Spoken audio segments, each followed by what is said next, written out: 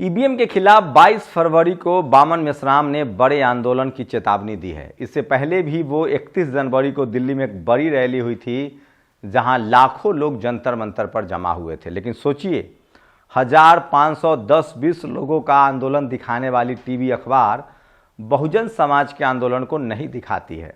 ये सबसे बड़ा सवाल है। नमस्कार, मैं शंभू कुमार सिंह और आप देख रहे हैं नेशनल दस्तक। कई सारे सवाल खड़ा होते हैं टीवी अखबार पर। सवाल है कि क्या इस देश में दलित, पिछड़े, आदिवासी, किसानों के नेता, उनकी पॉलिटिकल पार्टियां अनटचेबल हैं, अछूत हैं? क्या इस देश का SC, ST, OBC आज भी अछूत है? क्या वो इस देश में media, judiciary, college, university, bureaucracy, business में नहीं जा सकता है? और क्या धीरे धीरे उसके लिए राजनीति के रास्ते भी बंद किए जा रहे हैं? इलेक्ट्रल बॉन्ड को लेकर जो खबरें आ रही है वो चौंकाने वाली है। सोचिए, सुप्रीम कोर्ट ने कहा कि इलेक्ट्रल बॉन्ड से जो चंदा मिला है वो असंवैधानिक है। लेकिन आपको जानकर हैरानी होगी कि इस देश के धन्ना सेठों ने 6500 करोड़ 6500 करोड़ रुपए जो हैं वो बीजेपी को चंदा दिया है। दूसरे नंबर पर 1000 करोड़ के आसपास चंदा कांग्रेस को दिया है। 11 से 1200 करोड़ ममता बनर्जी को, 700 करोड़ का चंदा नवीन पटनायक को मिला है। लेकिन आप कल्पना कीजिए कि बीएसपी को 1 रुपए का चंदा नहीं है, समाजवादी पार्टी को भी मामूली चंदा है, जेएमएम को 1 करोड़ का चंदा है। तो सवाल है कि ये तमाम धन्ना सेठ की पार्टियां आखिर दलित, पिछड़े, आदिवासियों को चंदा क्यों नहीं देती है? इसलिए मैं बहुजन समाज के नेताओं से अपील कर रहा हूं कि आप जब सत्ता में आते हैं तो आपके साथ जो चाकरी है, आपको अपने बिजनेस लॉबी खड़ा करना पड़ेगा, आपको अपने कॉन्ट्रैक्टर खड़ा करने पड़ेंगे।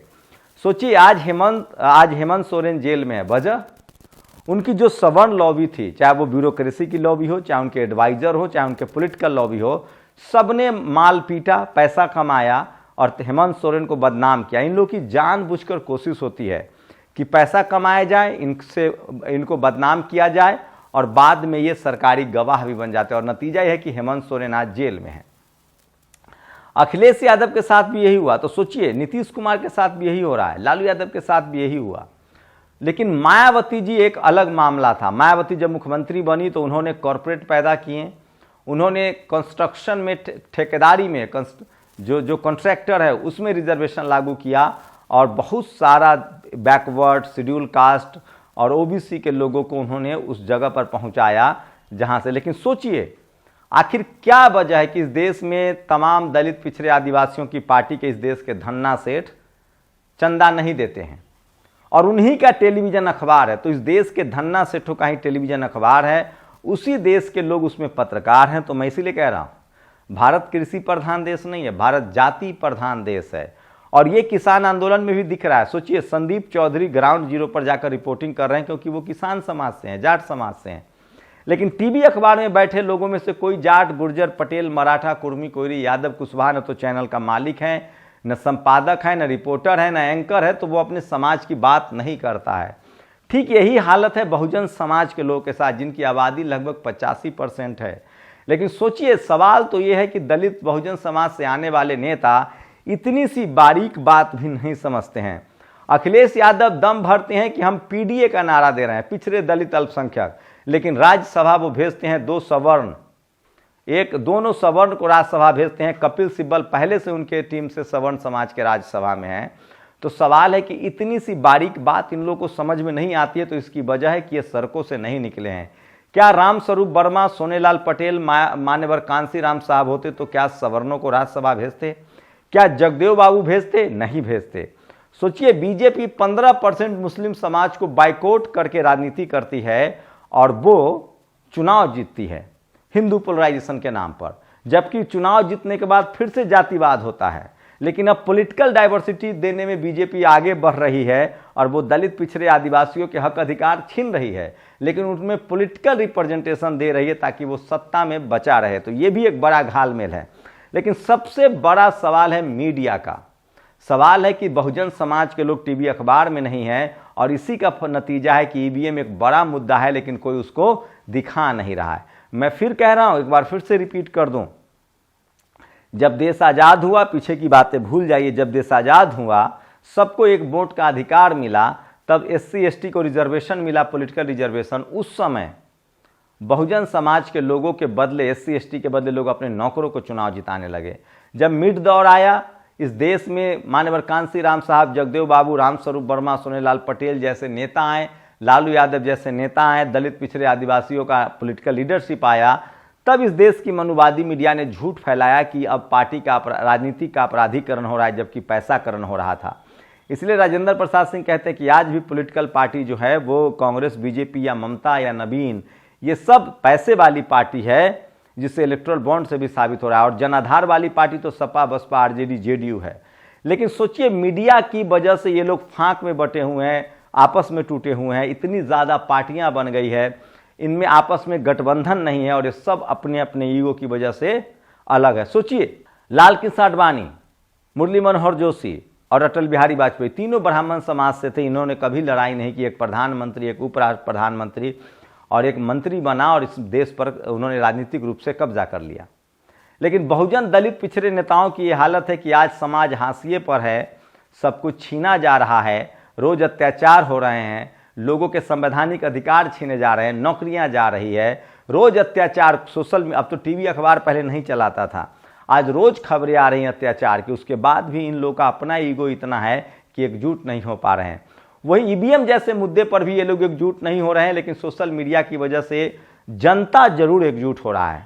बहुजन समाज के नेता भले एकजुट न हो, सपा, बसपा, आरजेडी, जेडीयू, जेएमएम एकजुट न हो, या लोग भले बीजेपी में जा रहे हो, लेकिन जनता एकजुट हो रही है और वो देख रही है कि कौन हमारे हित में है, कौन हमारे खिलाफ है। और हो सकता है बहुत सारी पॉलिटिकल पार्टियों को बहुजन समाज के लोग छोड़ दें। बहुजन समाज को भी फैसला लेना पड़ेगा, जिस तरह से सवर्णों ने फैसला लिया, सवर्ण समाज के लोगों ने, कि भले बहुत सवर्णों की बहुत सारी पार्टियां हैं, ममता भी है, नवीन भी हैं, चाहे ममता बनर्जी हो, कांग्रेस हो, लेकिन वो वोट आज बीजेपी को देते हैं। बहुजन समाज के लोग को भी एकजुट होकर हार्डकोर बहुजन आइडियोलॉजी वाला, जो संविधान में भरोसा रखते हैं, पढ़ाई लिखाई, स्कूल, अस्पताल, रोजगार, दवाई की बात करते हैं, उनको वोट करना पड़ेगा। और अगर नेता एकजुट नहीं हो रहे तो जनता को एकजुट होना पड़ेगा। और ईवीएम के मामले पर यह दिख रहा है कि तमाम सामाजिक संगठन, चाहे महमूद पराचा हो, बामन मिश्राम हो, उदित राज हो, या भानु प्रताप हो, राजेंद्र पाल गौतम हो, ऐसे लोग जो सड़कों पर हैं। सोचिए, अखिलेश यादव लक्ष्मण यादव को भेज देते, राजकुमार भाटी को भेज देते संसद में, तो बहुजन समाज की आवाज़ कहाँ तक जाती। स्वामी प्रसाद मौर्य को भेज देते। क्या आपने कभी जया बच्चन का कोई बयान सुना है? तो आलोचना तो करनी पड़ेगी। वो तो सोशल मीडिया है जो बहुजन समाज एकजुट हो रहा है। तो 22 तारीख को देश की राजधानी दिल्ली में बहुजनों की एक बड़ी बैठक है। ईवीएम को लेकर एक बड़ा प्रदर्शन का ऐलान किया गया है, जिसमें विपक्षी दल के नेता भी बहुत सारे आ रहे हैं।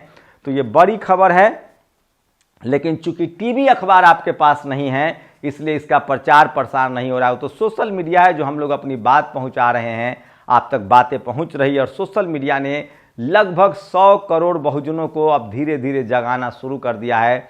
कम से कम 15 से 20 करोड़ बहुजन तो नेशनल दस्तक को देखते हैं। इसका मतलब वो जागरूक तो हैं, देश भर में नहीं, पूरी दुनिया में। तो 21वीं सदी डॉक्टर अंबेडकर की सदी होगी। जैसे जैसे सोशल मीडिया आगे बढ़ेगा, बहुजन समाज के लोग जागरूक होंगे। लेकिन एक सवाल तो पैदा होता है कि अब बहुजन समाज को टीवी अखबार अपना खड़ा करना पड़ेगा, अपने सोशल एक्टिविस्टों के साथ खड़ा रहना पड़ेगा और सड़कों पर का नेताओं को चुनना पड़ेगा। आप लोग बताइए, क्या बहुजन समाज के नेताओं को इतनी भी समझ नहीं है कि राजनीति रोजी रोटी, पढ़ाई लिखाई, दवाई और सोशल जस्टिस के नाम पर हो? और क्या उनको सवर्ण नेताओं से क्या मिलता है? जो समाज उनको वोट ही नहीं करता है, उसके नेताओं को वो संसद तक क्यों पहुंचाते हैं? पहला सवाल। दूसरा सवाल कि इस देश के जो धन्ना सेठ हैं वो दलित पिछड़े आदिवासियों के नेताओं को चंदा क्यों नहीं देते हैं? इसकी वजह क्या? और आपकी खबरें, सफलता की खबरें, प्रोटेस्ट, धरना प्रदर्शन क्यों नहीं दिखाया जाता है? ईवीएम के खिलाफ मीडिया क्यों नहीं है? इसका मतलब है कि देश जातियों में बटा हुआ है और संविधान, सोशल जस्टिस की बात करना, जाति को खत्म करना, SC ST OBC किसान अल्पसंख्यक जाति खत्म करने की लड़ाई लड़ रहा है, सांप्रदायिकता खत्म करने की लड़ाई लड़ रहा है। लेकिन जो टीवी अखबार के जरिए आपको कह रहे हैं कि मायावती दलित नेता, कांसीराम दलित नेता, नीतीश कुमार पिछड़े नेता, लालू यादव पिछड़े नेता, ये दरअसल जातिवाद है। ये सब राष्ट्रीय नेता, इस देश में 85% आबादी इनकी है, तो राष्ट्रीय नेता ये हुए। और 3-3% वाले समाज के लोगों के नेताओं को राष्ट्रीय नेता कहा जाता है। तो इस देश में बहुजनों के हक अधिकार के खिलाफ अगर कोई सबसे आगे है तो वो मीडिया, फिर जुडिशियरी, फिर कॉलेज, यूनिवर्सिटी, ब्यूरोक्रेसी, बिजनेस, जहाँ जहाँ डाइवर्सिटी नहीं पहुँची है। स्कूल कॉलेज में बहुत कम डाइवर्सिटी है। जो पावर सेंटर्स हैं मीडिया में बिल्कुल नहीं है। SC ST OBC किसान समाज के लोग, अल्पसंख्यक समाज के लोग। उसके बाद जुडिशियरी में उनकी बिल्कुल संख्या बहुत कम है। कॉलेज यूनिवर्सिटी में वो जाना शुरू किए लेकिन अभी भी कम है। तो जातिवाद का सबसे जो अभेद किला बचा हुआ है वो मीडिया है। इसलिए मैं कह रहा हूं कि टीवी अखबार को बैकआउट कीजिए, सोशल मीडिया से जुड़िए और अपनी बात रखना शुरू कीजिए, तभी आपके संवैधानिक अधिकार सुरक्षित रहेंगे। नेता एकजुट न हो बहुजन समाज एकजुट होता हुआ दिख रहा है। शुक्रिया। नेशनल दस्तक की आपसे गुजारिश है कि अगर इसको बचाना चाहते हैं तो नेशनल दस्तक को सब्सक्राइब करने के लिए रेड कलर के सब्सक्राइब बटन को दबाएं, फिर बेल आइकन की घंटी दबाएं। नेशनल दस्तक को बचाने के लिए बहुत जरूरी है कि हर खबर को शेयर करें, लाइक करें, कमेंट जरूर करें।